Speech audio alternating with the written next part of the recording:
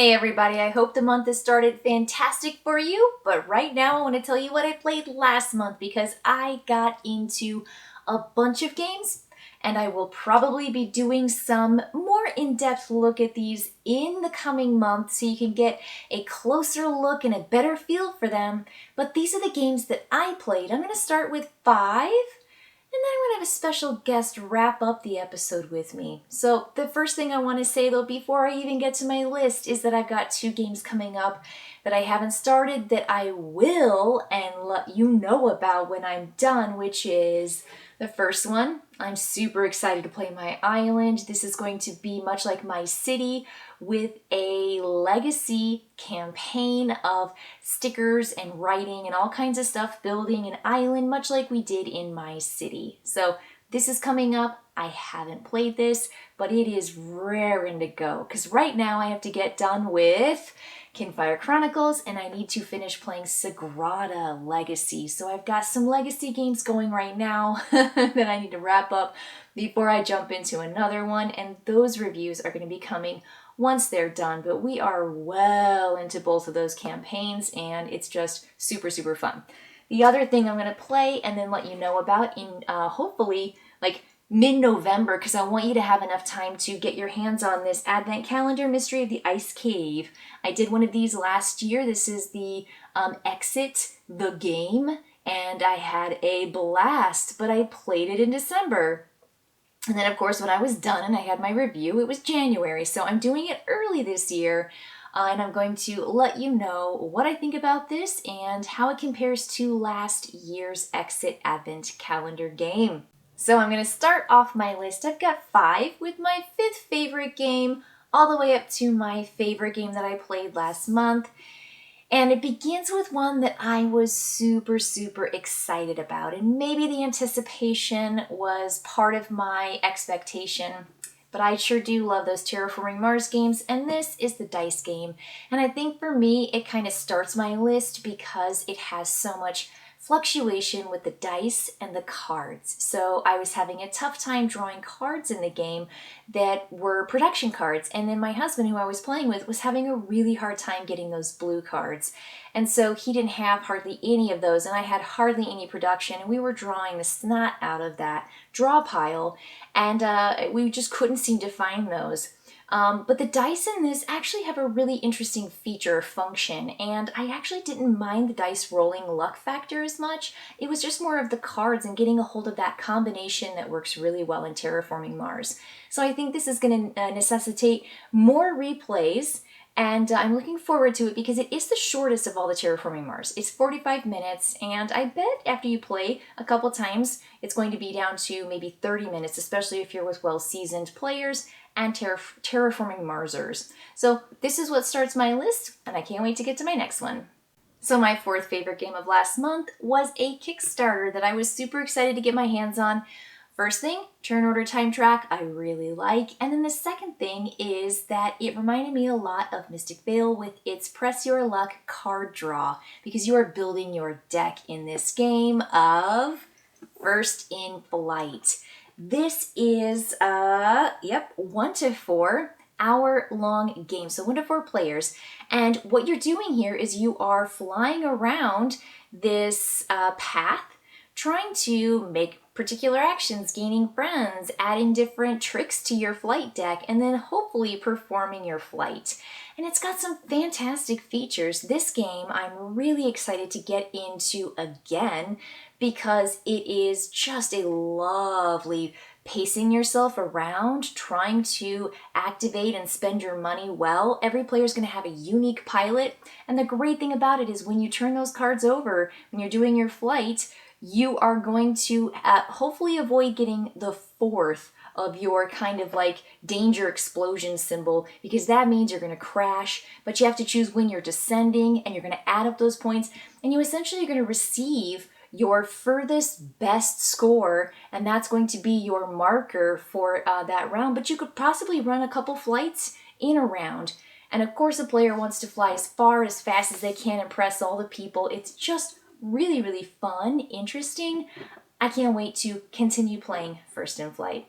My third favorite game of last month is actually very reminiscent of a previous game. I've got it actually right here.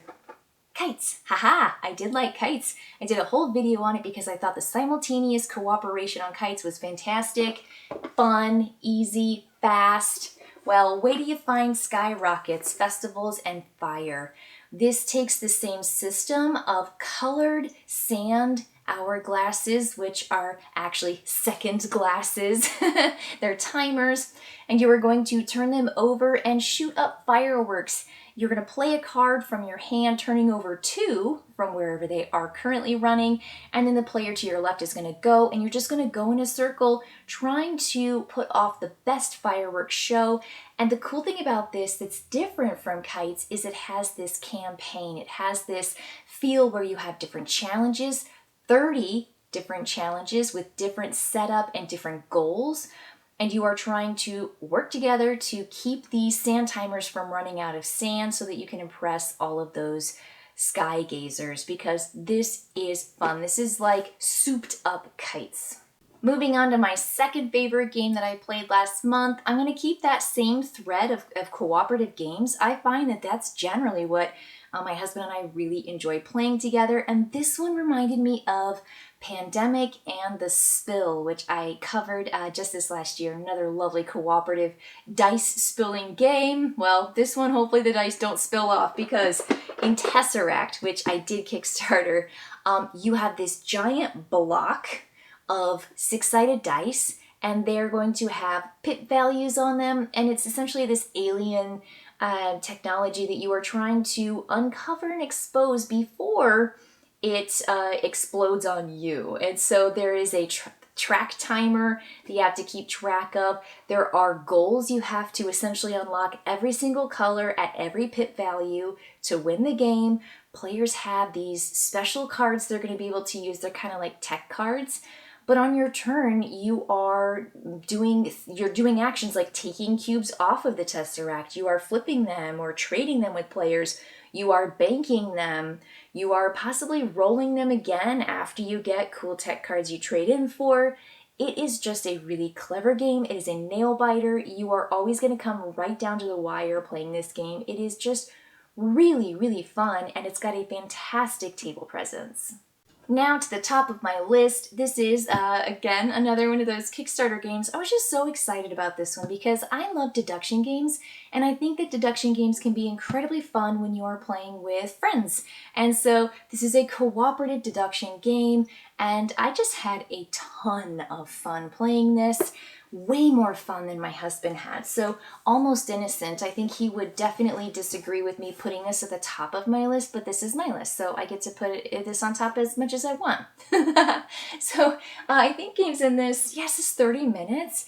You're going to play 2 to 5 players, and you are essentially accused of something that you did not do, and you are giving information to your fellow players, and they're giving information to you, and so you're going to be identifying, much like in every deduction game, some kind of person or location or object, and that's going to be in a grid that you will have notes that you take on. You're eliminating rows and columns, and you're giving clues in the form of numbers or colors, and it's just super, super fun, super fascinating. I am just really loving this, and it also has that campaign feel because you will go through the booklet with all these different scenarios. It's not just the same old stale game every time. It really grows with you. It adds new characters that are all unique and interesting, and so for me, this is just a real gem from this last month. Hey, you didn't think that was it. I wasn't just talking about those 5 games. I've got Lewis down here because I've got 3 more games to talk about, and we really enjoyed these 3 games, so they kind of top even the other games that I talked about. So, Lewis, why don't you bring up that first one? Okay.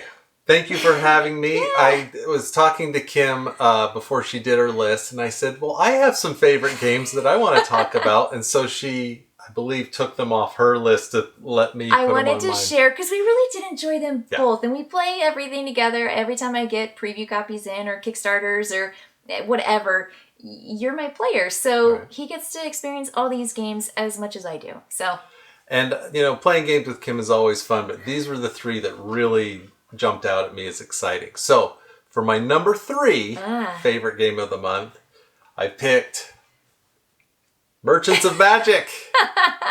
Yep.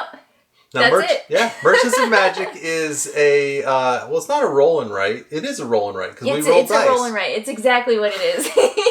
In this game, you roll 4 different types of dice, 6-sider, an 8-sider, 10-sider, 12-sider, and then you share those between the two, or whoever's playing it. You go up to 8 players. Yeah, that's the great thing is this is like a 1 to 8 player game, 20 to 30 minutes. And everyone just picks at the same time. Yep. You say, I want these 2 dice. And then you'll take 2 of those numbers and apply them to your board. This plays up to 8 players, but it works really well with 2. Yeah. I just had so much fun with this game trying to get the resources I needed to build the cards for victory points. I did very poorly compared to Kimberly. She scored she scored a lot better than I did. And yet I had a great time. I had a really good time. Yeah.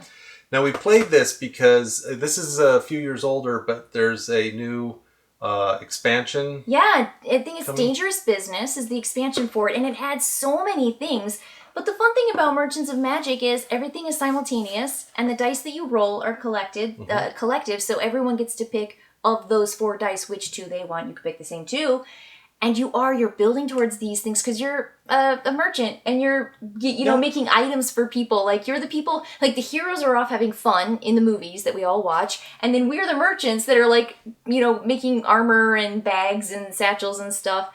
And the cards slide from you to the next player. So you may not be able to actually build those cards because of this really cool round mechanism. Yeah. It's so fun.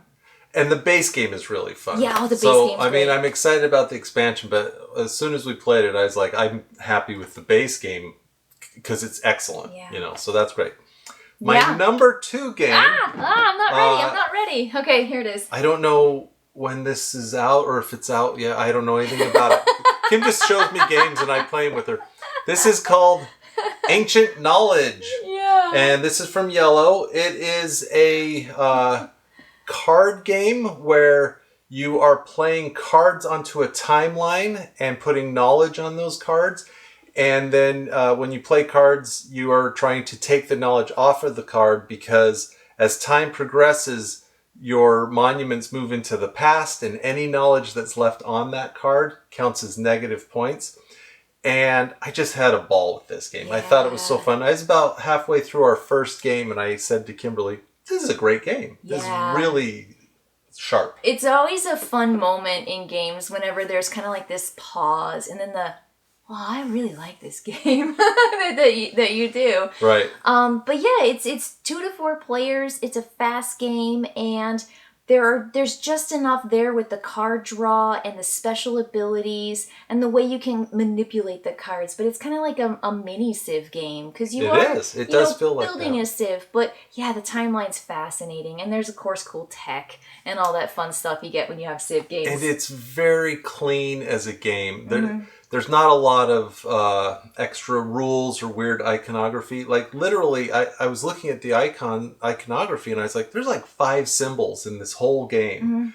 And once you have those 5, which takes 30 seconds, you can kind of just play the game. And I play a lot of games where I'm like, what does this mean again? And I'm always checking the books. And this one, within a minute, we were up and playing and it was very clear. So I had a good time too. That's the other thing. It's fun. It's fun, and every time you play, because of the card stack, all the different things you can build, so different. Every game is going to change from game to game to game. So it has that replayability to it as well.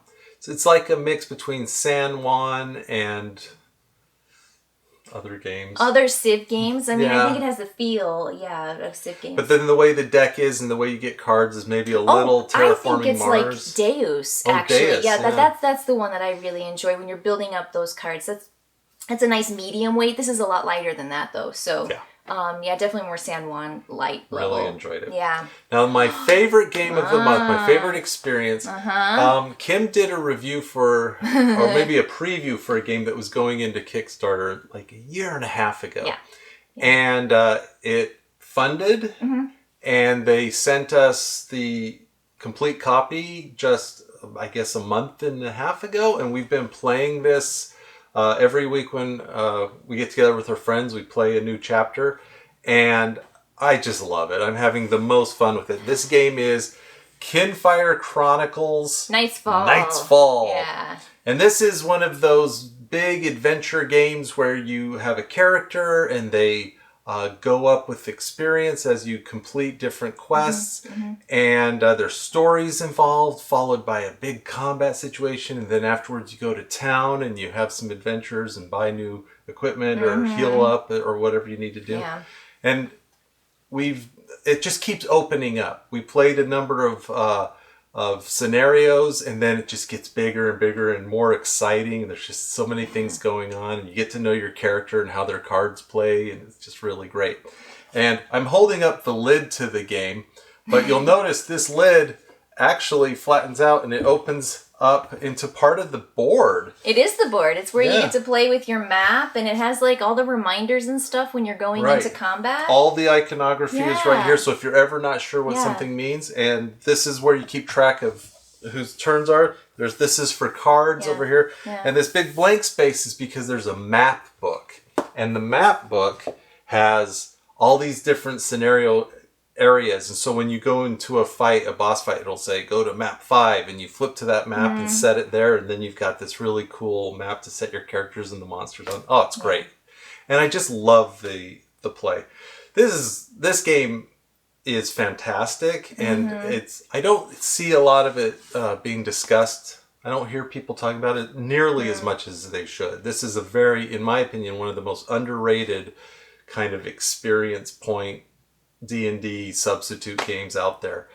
It's a fantastic tabletop role-playing game. I mean, like, it's fantastic. I mean, I second everything, and I think you did a fantastic job of describing just how fun it is and engaging it is. And guess what? 45 minutes to an hour is every session. Shocking. It's so tight. It's so fast, but there's so much packed in there. Shocking how much you can get done in an hour. Because Kim will literally say, well, we have one more hour before we're done with game night, and she'll pull the box out. It's a giant and box. We'll just start setting it up, and we'll play, and we'll be putting it away, and it's an hour. And I'll think, how is that possible? What with an adventure, storyline, and then the fight, and then afterwards back at the town where you're doing your various things. All in an hour, and it feels full. It doesn't feel like you're rushing. And they've got a lot of storybooks in there, so you have tons of adventures. I mean, I think at least 20 folders are in there, and they come in these little pouches that have everything in it that you need, so there's no spoilers. There's nothing in the box that you can't look at because it's all packed in these little envelopes. So, really cool. Really fantastic game. I'm super excited. I'm actually taking a look at, so here's another little tease, here's another preview from the same folks' incredible dream that brought us Kinfire Chronicles. I'm looking at a preview now for their next campaign called Boundless Stride, and I'm really excited about it. Yeah, we're excited to try it out. So that is going to be it for our secret top 3 games that we've both been playing this last month. Thank you so much for joining me. Thank you for inviting me in. I really did want to highlight these 3 games. I just had a great time with all of them. Yeah. Super fun. Well, I hope you're having fun out there gaming too, and hope you can catch us next time. All right, bye everybody.